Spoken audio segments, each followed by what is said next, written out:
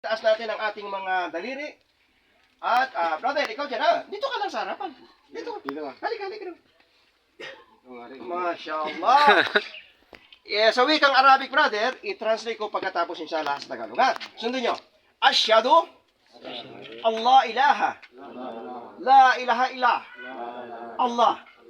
Wa asyhadu anna Muhammadan Rasulullah.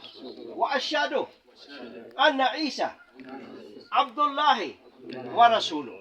Wa kalimatuhu alqaha illa Maryam wa ruhun min. Wa anna al-jannata haq wan nara haq wa anna allaha yab'athu man fil kubur. Allahu Akbar! Allahu Akbar! Allahu Akbar!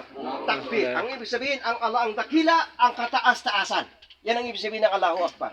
Ang ibig sabihin, brother, ng inyong binigkas, kayo'y sumusumpa, sumasaksi na walang ibang Diyos. Dapat sambahin, pasalamatan at takilain, maliban sa Allah, ang lumikha ng kalangitan at kalupaan. Nagbibigay ng panusto sa atin, bumuhay sa atin. Yun ang tunay na Panginoon ng Allah. At sumusumpa tayo na si Muhammad salam at si Isa salam ay sugo, propeta, alipin lamang ng Allah. Sila ay tao, hindi sila dapat sambahin, pero sila minamahal, ginagalang at sinusunog bilang propeta, alipin, sugo ng Allah. Okay? At naniniwala tayo, bro, na may paraiso. Naniniwala tayo na may impyerno.